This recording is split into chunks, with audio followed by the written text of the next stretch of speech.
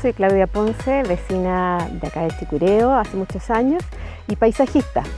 Me preocupa mucho el tema del manejo del agua en los jardines y como tal me he dedicado a enfocarme en que mis jardines sean jardines de bajo consumo de agua. En este caso hoy vamos a visitar un jardín en el Polo 1 que fue diseñado pensando en eso, con un muy bajo consumo de agua. Entonces vamos a recorrer cómo con distintas estructuras y manejo de diferentes espacios podemos no tener que usar una gran cantidad de pasto, que es lo que más agua necesita. En este caso aprovechamos los espinos que estaban en el terreno para poder diseñar una gran zona de áridos y usando distintas texturas para que no se vea como una zona que fuera como un desierto, ¿ya? También en este caso los maceteros aportan contrastes de color junto con los boj y en el fondo sirven de contraste a los espinos que en esta época ya empiezan a brotar y luego van a florecer dando una tonalidad amarilla, ¿ya? La idea es que con pocos elementos, con pocas plantas, se genere un gran jardín sin tener que invertir mucha agua. Entonces aquí principalmente nos enfocamos en utilizar elementos que estructuraran el jardín, ¿ya? Como son las distintas texturas, algunas piedras, el uso de los elementos y las suculentas mayores como son algunos ágaves y aloes, que son plantas que tienen más estructura en el jardín, ¿ya? Después, si seguimos recorriendo el jardín, podemos ver que la superficie de pasto que hay acá es menos de un 10% de la superficie total del jardín, ¿ya? El jardín tiene alrededor de 3.000 metros cuadrados y de pasto tiene alrededor de 200 metros cuadrados, ¿ya? Entonces, esto se debe a que la distribución que se hizo fue solamente para lograr unir la terraza con la piscina, ¿ya? Y el resto se distribuyó en zonas áridas y en macizos, pero no en macizos tradicionales densos, sino que en macizos que también tuvieran elementos y estructuras que fueran permitiendo que sin una gran densidad se fueran conformando.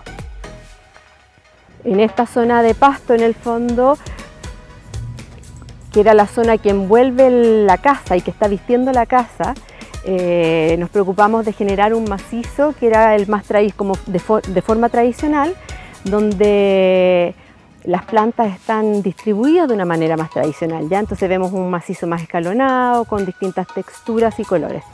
Pero en este caso sí nos preocupamos de que la selección de las especies fueran especies de bajo consumo de agua, ¿ya? Entonces tenemos especies como los Pittosporus tobira y algunas nativas como es el Baccharis patagónico y las lavandas, que son plantas que consumen muy poca agua, ¿ya? También eso lo vamos a ver alrededor de todo el recorrido que hagamos por el jardín. Toda la selección de especies fue pensada para que consumieran menos agua que un jardín tradicional.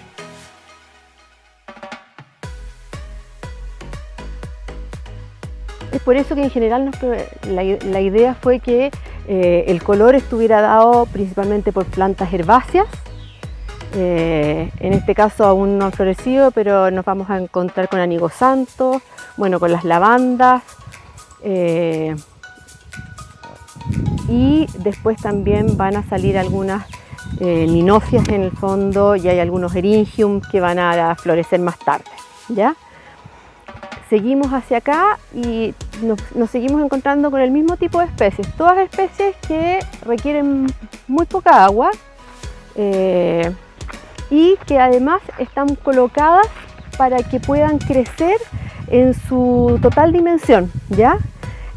Aquí en el fondo hay que agradecerle también a la familia que nos permitió poner las plantas distanciadas para que pudieran crecer y desarrollarse bien, ¿ya? Suele pasar que en general piden que uno coloque mucha cantidad de planta para que luego se vea tupido, pero el problema es que después esas plantas requieren más agua, requieren más fertilizantes, requieren más insecticidas para poder estar en buenas condiciones. Aquí eso no sucedió, pudimos poner las plantas con la distancia que corresponde y por lo tanto van a ser plantas que no solo van a requerir menos agua, sino que van a requerir menos fertilizante y un menos manejo. La mantención de este jardín va a ser menor que de un jardín tradicional, ¿ya? Y así se fue conformando todas las asociaciones de este jardín, que nuevamente, y como les decía, la idea siempre fue que el consumo de agua fuera lo menor posible.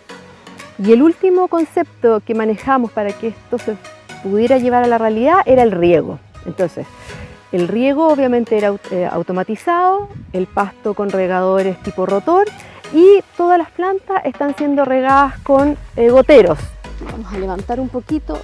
Todas las plantas se riegan con goteros y usamos goteros regulables porque tenemos plantas de distintos requerimientos de agua. Entonces tenemos las nativas y las herbáceas que requieren muy poquita agua. Entonces a esas plantas podemos regularle para que salga mucho menos agua. Y los viburnos, las lavandas, que si bien requieren poca agua, requieren un poco más. O sea, a ellas podemos dejarles el gotero un poco más abierto, ¿ya? Y por eso es que dejamos goteros regulables y no autocompensados en este caso puntual. También en el fondo, como si ustedes se fijan, en este caso de todo este costado de la casa, no necesitamos poner ni pasto ni un macizo formal. Pusimos el huerto, estructuramos con las soleras, el maicillo, sectores que se fueron armando en base a la arquitectura de la casa y en base a las solicitudes de los dueños de casa. Fuimos armando los espacios y logramos que con una superficie menor al 10% de pasto completar todo el jardín.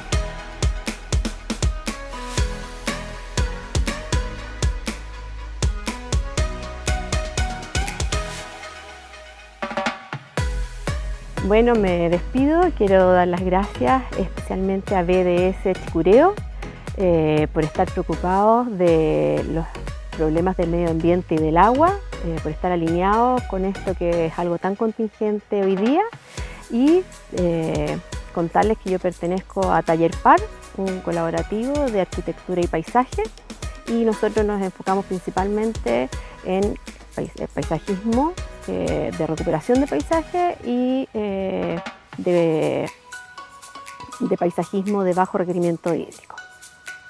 Gracias.